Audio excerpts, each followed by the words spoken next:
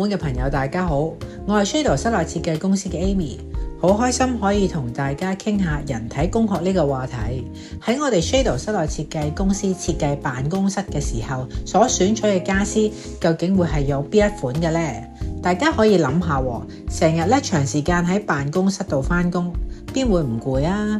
如果辦公室家私唔符合人體工學，唔單止周身骨痛，成個人都唔自在，連返工嘅效率都會大打折扣嘅。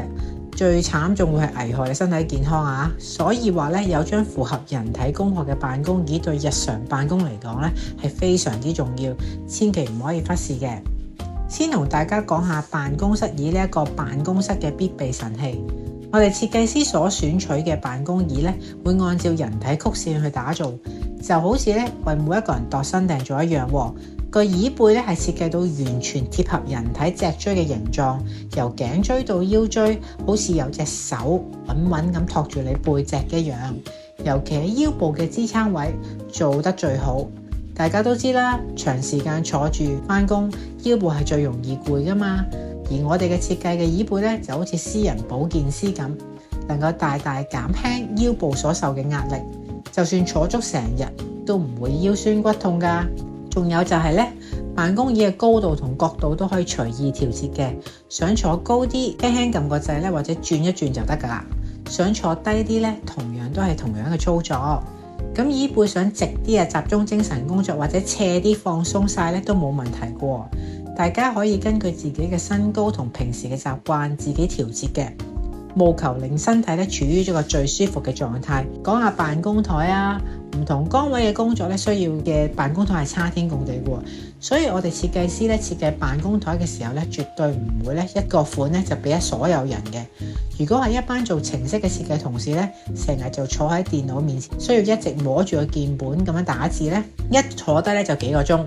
針對佢嘅工作特性，辦公台嘅高度就會設計得低啲。點解咁做呢？因為台面高度啱嘅話佢嘅操作鍵盤就會更加輕鬆啦。手腕同手臂就唔使過度用力，自然就可以減少疲勞啦。如果辦公台嘅高度唔啱，成日保持住同一個姿勢打字隻手腕同個手臂會長時間處於緊張嘅狀態，好容易就會患啲肩周炎之類嘅職業病啊。我哋嘅設計團隊會深入了解每一個崗位嘅工作特點，透過科學計算同無數次嘅測試精心設計辦公台嘅高度，等大家返工返得更加舒服健康。咁講完辦公台同辦公椅啦，再講下會議室嘅家具設計咯。會議室係大家開會傾偈嘅重要地方，一坐可能都成幾個鐘嘅，甚至有時開足全日會。所以我哋設計會議室嘅凳嘅時候，一定會做得闊又舒服，坐落去嘅感覺就好似坐喺屋企張梳化咁，要有承托力，就算開長會都唔會覺得攰。而且每張椅之間嘅距離都會排得啱啱好，唔會太逼。大家可以就伸展下手腳，就唔會整親隔離嘅同事啦。如果大家圍埋一齊開會，空間舒服身心都可以舒展一啲，心情就自然會靚啦。諗嘢亦都更加清晰。最後就講下辦公室嘅儲物家具設計。咁好多櫃都係辦公室嘅必備家具啦。我哋設計嘅時候都會考慮人體工學嘅。好似啲櫃嘅抽櫃個高度要設計得啱啱好，唔會太高，令到你要夾腳尖你先攞到嘢，而亦都唔會太低，要你成日彎腰。當櫃入邊嘅層板間隔亦都會跟照本來嘅大細嘅頻率使用去設計嘅。有時中間我哋都會用啲層板，一伸手就攞到。大格嗰啲我哋就會放咗唔同嘅層板，可以俾你調節。咁樣大家揾嘢嘅時候就會更加容易啦，唔使成日成個櫃攞晒出嚟先揾到，浪費大家嘅時間。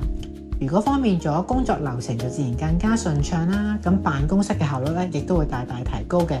我哋 Shadow 室內設計公司就係將人體工學巧妙咁混喺辦公室家具設計嘅每一個環節裏邊，由辦公台、辦公桌到會議室嘅家私啦，同埋啲櫃桶一樣都係全方位為澳門嘅企業打造一個更加舒適、高效嘅辦公環境。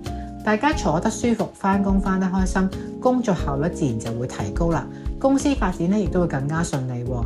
如果大家對辦公室家具設計有咩疑問咧，或者想為自己嘅團隊打造一個全新舒適嘅辦公空間咧，隨時歡迎聯絡我哋 Shadow 室內設計公司。我哋嘅專業設計團隊一定會根據你嘅需求度身訂造出理想嘅辦公環境嘅。多謝大家收聽，拜拜。